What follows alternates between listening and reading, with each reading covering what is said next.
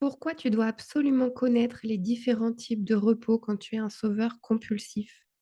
Tout d'abord, parce que le sauveur compulsif confond repos et fuite. Je vais croire que je me repose alors que je suis en train de scroller ou de faire quelque chose, au lieu du vrai apaisement, du vrai repos, du vrai relâchement. Parce qu'aussi le sauveur compulsif, il s'épuise sans comprendre pourquoi. Il croit qu'il suffit de dormir, mais au fond, il reste vide. Il a ce sentiment de vide, de solitude.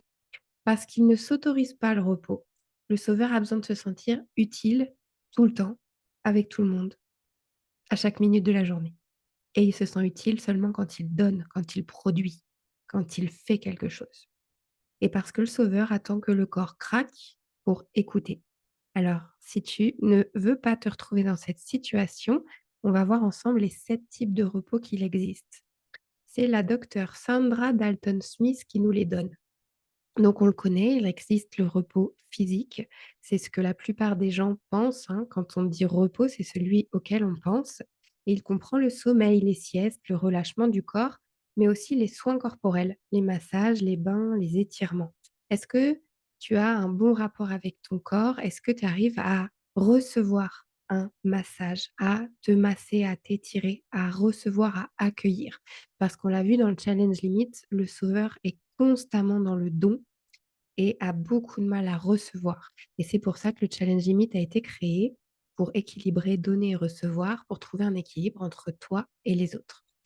Le repos mental, deuxièmement, c'est vraiment pour apaiser le mental qui est en surchauffe, parce que le sauveur est tout le temps en train de penser. Il anticipe, il culpabilise, il imagine le pire, il se laisse emmener par le mental constamment. Donc, le repos mental va être très important pour le sauveur. Ça peut passer par la méditation, l'écriture intuitive, les pauses numériques, hein.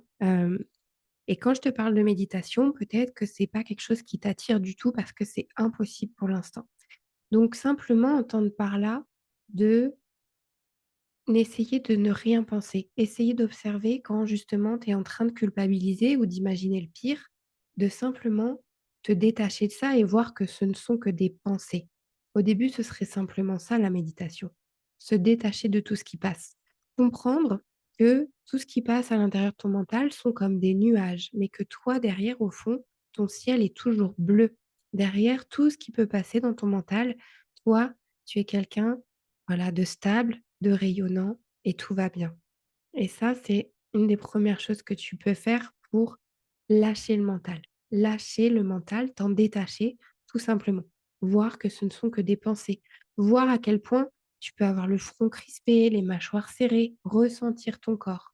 Donc ça peut repasser par aussi le repos physique avec des étirements, du relâchement, ne serait-ce que d'aller marcher dans la nature ou nager, faire quelque chose qui t'apaise, quelque chose où tu te sens bien.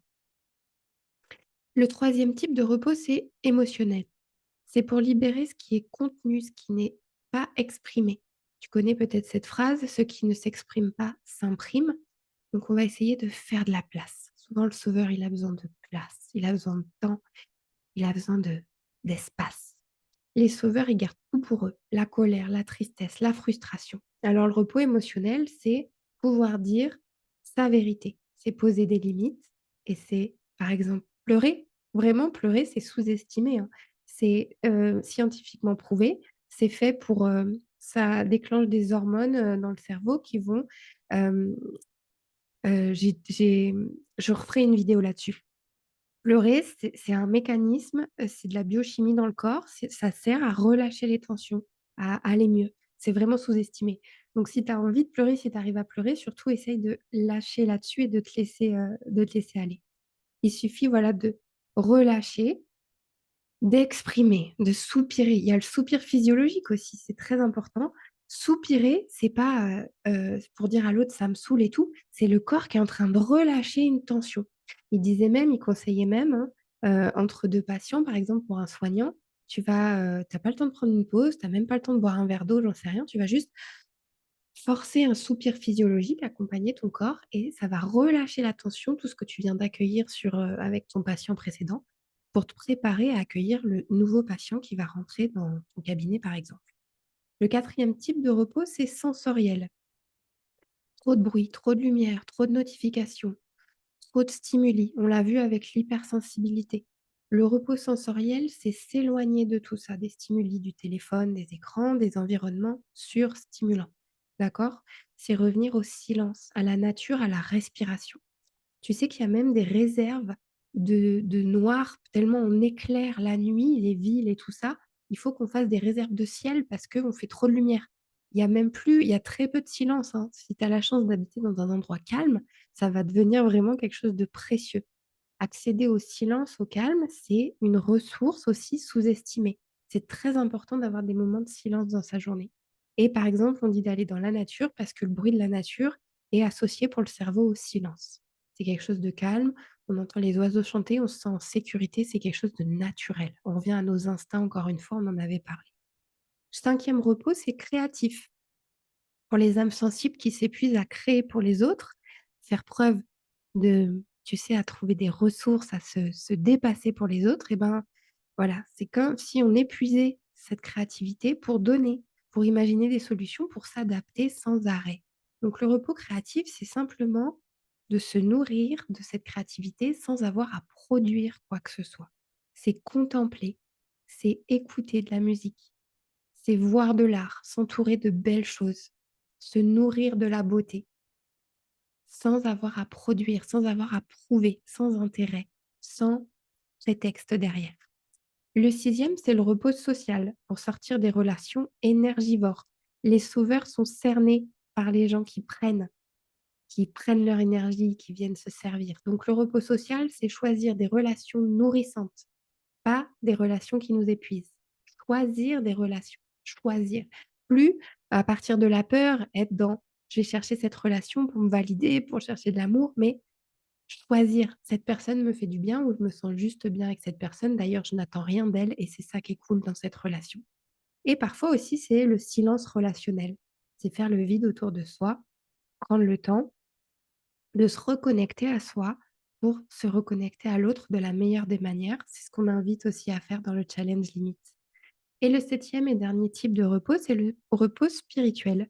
Je parle pas de religion, je parle de se connecter à quelque chose qui est plus grand que soi, à quelque chose qui nourrit. Quand on donne sans arrêt, en fait, on va se vider de son essence et le repos spirituel, c'est prier, méditer, marcher en nature. Si tu connais Joe Dispenza, par exemple, prier, ça va simplement être: «Je suis reconnaissante d'être déjà connectée à cette réalité où ma santé, ma prospérité et ma paix sont abondantes. Chaque cellule de mon corps se souvient de la perfection et je suis en joie de vivre ici et maintenant». Ça peut être simplement ça. Créer tes propres prières pour toi.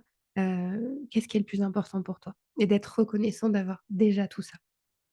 Marcher dans la nature, retrouver la foi en la vie et en soi pour multiplier à nouveau les expériences de vie positives, pour qu'elles soient beaucoup plus lourdes dans la balance, voilà. Si on devait comparer positif et négatif, ce qui n'existe plus, hein, ça c'est dans le mental, ce qui n'existe plus après, mais voilà, pour l'instant, s'il y avait une balance à faire, ce serait vraiment de retrouver la foi et pour accompagner cette reprogrammation identitaire dont on a parlé vers ce paradigme de l'abondance, de la joie, pour sortir du paradigme du manque et des souffrances et cetera. Voilà les 7 types de repos. Alors chaque jour, demande-toi: «De quoi ai-je vraiment besoin aujourd'hui comme repos?» Pas ce que tu crois devoir faire, pas à partir de ce que tu as l'habitude de donner, juste des choses qui vont te régénérer toi. C'est comme ça que tu vas te choisir jour après jour et retrouver ton énergie, ta joie et du sens. Belle journée à toi.